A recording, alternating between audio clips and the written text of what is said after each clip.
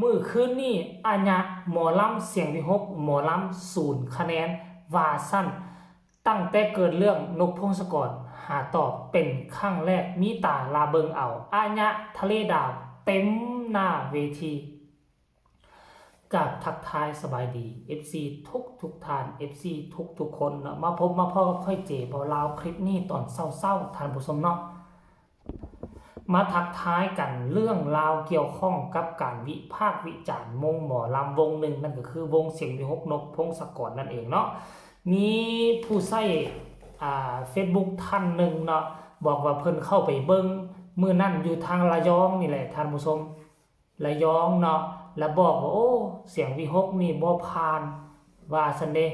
บ่ผ่านเบิ่งอมรวมก็บ่ผ่านเว้าถึงน้องอายแฮงแล้วน้องยังจะได้เฮียนอีกเยอะว่าซั่นยังบ่ผ่านจักน้อยแล้วก็ตอนนกพงศกรออกมาปิดท้ายนั่นก็ถือว่าบ่ได้ผลประโยชน์อีหยังบ่มีอีหยังว่าซั่นปิดจอบอีกวงหนึ่งเนาะที่ค่อยบ่เบิ่งเลิกติดตามแล้วถ้าคะแนนจาก10คือให้0 คะแนนเสียงที่6กลายเป็นหมอลำ0 คะแนนในสายตาของคนนั่นไปแล้วเนาะหลังจากนั้นหลังจากการจบการแสดงมื้อคืนนี้เนาะทะเลดาวเต็มหน้าเวทีนี่ก็เป็นการเขาเอิ้นว่าเป็นการตอกหน้าของบุคคลคนนั้นที่มามีภาควิจารณ์แล้วท่านผู้ชมเนาะคือค่อยอยากบอกว่าอยากให้เจ้าคนพ่อคนแม่คนโคตรตระกูลของเจ้าได้มาเบิ่งคลิปวิดีโอนี้ทั้งที่มันออกข่าวดราม่าเป็นด้านลบไปแต่ว่าเสียงที่6คนก็ยังเต็มอยู่นะมีจักเป็นหมื่นดวงใจที่ส่งกำลังใจให้เสียงวิหกเมื่อวานนี้เปิดเป็นทะเลดาวแต่ละคนเปิดแฟลชโทรศัพท์มาตอนนกพงศกรขึ้นไปปัดโททะเลดาวเป็นหมื่นดวงพุ่นน่ะอันนี้ว่าเขาว่าวงที่เป็นวงหมอลำ0 คะแนนแสดงว่าครอบครัวหรือตระกูลของเจ้านี่อาจจะเป็นคนที่พิการทางสายตาอันนี้พวกเขาเจ้าค่อยกับว่าและจนนกพงศกรหลังจากจบคอนเสิร์ตมือวานนี้แล้วมือเศร้านี่3 ชั่วโมงผ่านไปก็ออกมาเคลื่อนไหวเป็นครั้งแรกเนาะ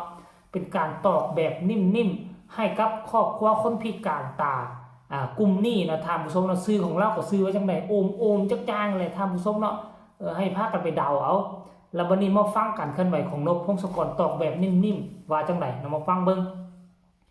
เขาสิติหยังก็ให้เขาติเฮาโลดจุดประสงค์หลักของเฮาว่าซั่นฮอบใจ300ดวง300ชีวิตลงมาอย่างไทยพี่น้องชาวกทมที่ฮักเฮาคือว่าซั่นเด้พ่อแบบว่าเฮาตั้งใจมาหาพี่น้องทั้งกทมแล้วก็คือเป็นพ่อนะบ่ต้องไปสนใจเรื่องอื่นว่าซั่นเด้ค่าน้ำมันเฮาก็ได้ควักใส่ถามความคุ้มค่าของพวกเฮามันก็บ่มีดอกก็แม่นเนาะ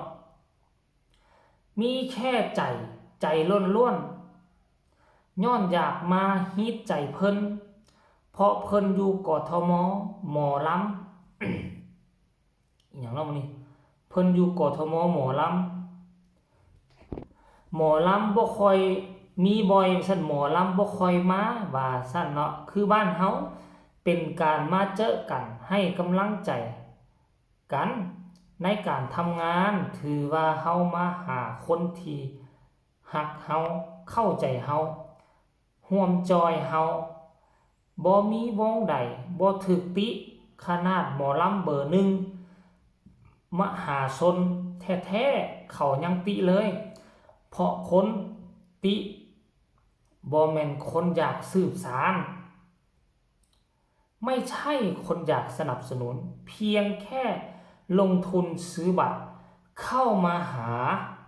สิ่งที่ตัวเองต้องการแค่นั้นครับติเพื่อกอย่าติเพื่อทำร้ายอย่า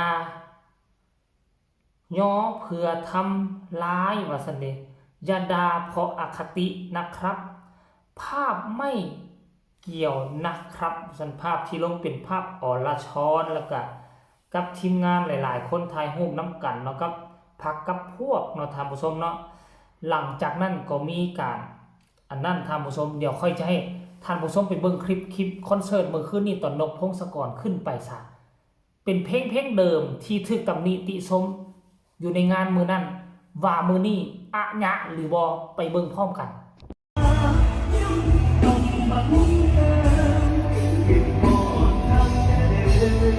สวยงามมากครับคือทางเวลาเราเป็นคนอีสานคอยมาทำงานคอยมาอยู่ตั้งนานหลายปีสิลำฝันว่าเขาบอกเคยลืมเทียนหน้าเรากันลมหนาวปีมันจำได้ตัวกันอีกทีโอ้ฮาโบละโนโอ้ฮาโบละโนจะไปงานเด็กคุณแม่ เป็นไดล่ะท่านผู้ชมคือค่อยถ้าค่อยอยากเมารถเมายนต์ให้บักอันนั้นแหละมันคนเอาพ่อเอาแม่มันมาถ้าพ่อแม่เสียอยู่หลุมปราสาทใดก็ไปขุดปุ๊กกันมาเพื่อว่าพ่อแม่ผู้ล่วงลับไปแล้วอาจจะตาดีกว่าผู้ยังมีชีวิตอยู่คนเอาญาติเอาวงตระกูลมันมานางเบิงถ้าวงบ่มีกระแสวงทีบ่โด่งบ่ดังวงทีบ่ผ่านเป็นวงหมอลำ0 คะแนนมันคงบ่เต็มสังกะสีอาญะแน่นเอียดพอป่านนี้แนมไปทั้งใดกับจุสังกะสีอยู่ทั้งหลังของคนนั่นน่ะและซ้ำบนหลังเมื่อคืนนี้เป็นการตอกย้ำแบบนิ่มๆของวงหมอลำของหัวหน้าวงหมอลำที่มีมาตรฐานที่มีมารยาทตอกแบบนิ่มๆเปิดทะเลดาวทุกซอกทุกมุมมาไล่เต็มคอน้องอายก็ได้มาไล่เต็มคออันนี้ว่าวงหมอลำ0 คะแนนของเจ้าแต่ว่านกพงศกรเว้าแล้วว่าเขาต้องยอมรับคำตำหนิติชมแน่แต่ว่าอย่าสู้ตำหนิเพื่อหวังทำลายแต่ค่อยเบิ่งละหมอนี่มันตำหนิเพื่อหวังทำลายแต่ก็อย่าแหละเพราะคนเขาบ่มีตาครอบครัวเขาตระกูลเขามันบ่มีตามันก็เลยตำหนิติชมตามที่หูมันได้ยินเสียงซื่อๆบ่ตามันบ่ได้เบิ่งเด้เพราะฉะนั้นแล้วเฮาก็จะสู้ไปโทษเขาถ้าเฮาไปโทษคนพิการตาไปโทษคนตาบงตาบอดเฮาก็สิเป็นคนตาบอดคือเขาเพราะฉะนั้นแล้ว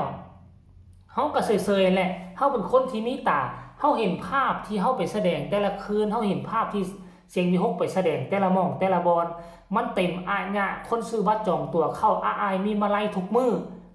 อันนี้คือสายตาเฮาเห็นบ่ได้กับคนที่บ่มีสายตานี่บ่มีดวงตานี่มันเอาหูฟังนี่มันคิดต่างเฮาได้เพราะฉะนั้นแล้วเฮาก็จะสู้ไปใส่ใจเด้อเฮาก็จะสู้ไปใส่ใจเฮาก็ม่วนอยู่ทางเฮานี่อันเขาก็ม่วนเอาแต่หูฟังอย่างเดียวแล้วมันก็ความรู้สึกมันแตกต่างกันก็จงให้เขาพิการตาแบบนั้นตลอดไปของตระกูลของเขาซะเนาะเฮาก็อยู่กับคนที่ตาดีคือพวกเฮาเจ้าค่อยนี่แหละคือนกพงศกรว่าเนาะยอมรับคำตำหนิติชมเนาะเอาอันนี้ก็คือบทใหม่ตำนานบทใหม่และบรรทัดฐานตัวใหม่การตอกกลับแบบนิ่มๆก็ขอให้บักที่มันซื้อโอมใส่ Facebook หั่นน่ะมันตาบ่มีก็ให้หูมันฟังเอาว่าเมื่อคืนนี้อาญะมีทะเลดาวเต็มประมาณ 20,000 ดวงพุ่นแหละเป็นหมื่นๆดวงพุ่นแหละอายได้อันนั้นคือเก่าอันสิ่งที่เจ้าบอกว่า0 คะแนนขั้นกรณีว่า0 คะแนนคนไปเบิ่งบ่พอ10 คนดอกอันนี้คนไปเบิ่งโอ้เป็นหมื่นๆคนเด้อเจ้ามีหูแล้วให้เจ้าฟังเอาเด้อหรือว่าเจ้าก็สิหูหนวกคือกับตาบอดอันบ่เนาะเอาคลิปนี้ขอฝากฟังไว้ซั่นนี้ไผเป็น FCI FC เสียงมีฮก FC นกพงศกรไผสะใจคลิปนี้ให้กดไลค์กดแชร์ไปรัวๆแล้วก็กดคอมเมนต์มารัวๆเนาะพบกันใหม่ในคลิปหน้าสำหรับคลิปนี้ขอกล่าวคำว่าสบายดี